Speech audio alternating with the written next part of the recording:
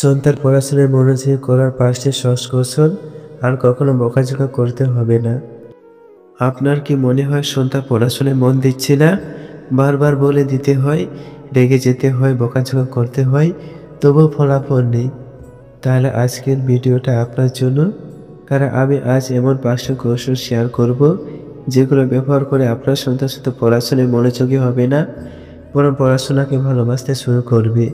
বিশ্বাস করুন, একবার কৌশলগুলো কাজে লাগালে আর কোনোদিন সন্তানের পিছনে দৌড়াতে হবে না। নাম্বার 1, পড়াকে আনন্দে পরিণত করুন। অনেক মা-বাবা সন্তানকে পড়াতে গিয়ে সবচেয়ে বড় ভুলটা করেন।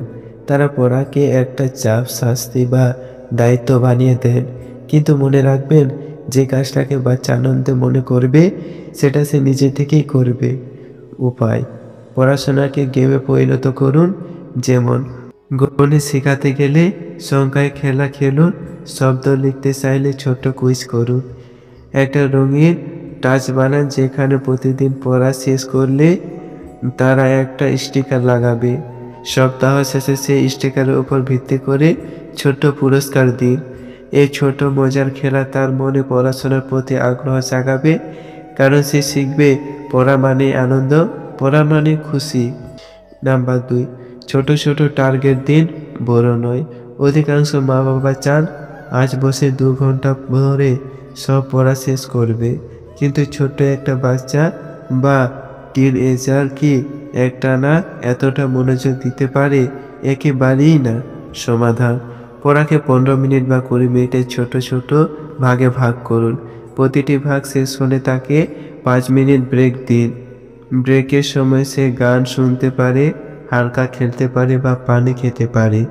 এতে পড়াশোনাটা তার কাছে পাহাড়ের মতো কঠিন মনে হবে না, বরং প্রতিটা ছোট টার্গেট পূরণ করার পর তার ভিতরে এক ধরনের সাফল্যের আনন্দ তৈরি হবে। এটাই তাকে পড়ার মনোযোগী করবে। নাম্বার 2, পড়াশোনার পরিবেশ বদলান। আপনি কি জানেন, পরিবেশ মানুষের মনোযোগে বিশাল প্রভাব ফেলে?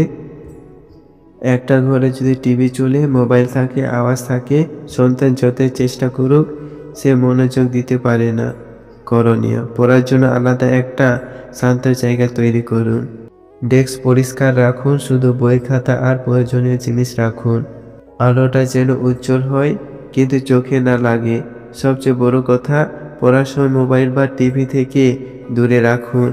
যখন পড়ার পরিবেশ পরিষ্কার, শান্ত ও সুন্দর হবে, তখন পড়ার প্রতি স্বাভাবিকভাবেই মন বসবে। নাম্বার 4, উৎসাহ ও প্রশংসার শক্তি ব্যবহার করুন। আমরা অনেক সময় সন্তানের ভুলগুলোই বেশি দেখি। তুমি মন দিচ্ছ না, তুমি পারছো না, তুমি খারাপ। কিন্তু আসল রহস্য হলো, শিশুরা প্রশংসা পেলে আরও বেশি চেষ্টা করে। করণীয়: ছোট ছোট সাফল্যকেও প্রশংসা করুন। যেমন আজ 10 মিনিট শান্তভাবে পড়েছ। সাথে সাথে তাকে বলুন, দেখো তুমি কিন্তু অনেক ভালোভাবে পড়েছ আজ। প্রতিদিনের শেষে তাকে জড়িয়ে ধরুন এবং বলুন, আমি তোমার জন্য গর্বিত। এই কয়েকটা কথাই তার আত্মবিশ্বাস বাড়িয়ে দেবে। সে বুঝবে পড়াশোনাটা শুধু নিজের জন্য নয়, বাবা মাকেও খুশি করে। নাম্বার 5, সন্তানের সাথে সময় কাটান, শুধু চাপাবেন না। মনে রাখবেন, শিশুরা কেবল কথা শুনে শেখে না, তারা শেখে উদাহরণ দেখে। আপনি যদি তাকে পড়তে বলেন অথচ নিজে সবসময় মোবাইল টিভিতে ঢুকে থাকেন, তাহলে সে পড়ার আগ্রহ পাবে না। সমাধান: প্রতিদিন অন্তত 30 মিনিট সন্তানের সাথে বসুন। সে পড়াশোনায় আপনি বই পড়ুন, কাগজে কিছু লিখুন অথবা ডায়েরি রেখুন। এতে সে বুঝবে শিখতে বসার একটা অভ্যেস, শুধু তার জন্য চাপ নয়।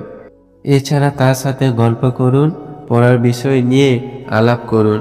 যখন সে দেখবে বাবা মা পড়াশোনাকে গুরুত্ব দিচ্ছেন, তখন সেও আগ্রহ হয়ে উঠবে।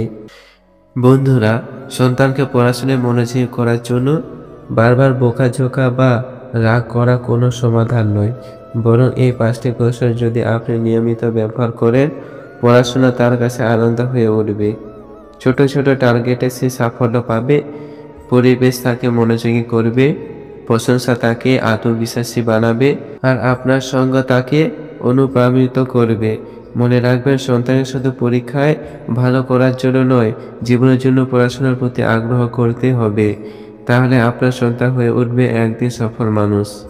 ভিডিওটা ভালো লাগলে লাইক করুন, শেয়ার করুন অন্য বাবা মায়ের সাথে, আর অবশ্যই সাবস্ক্রাইব করুন আমাদের চ্যানেল।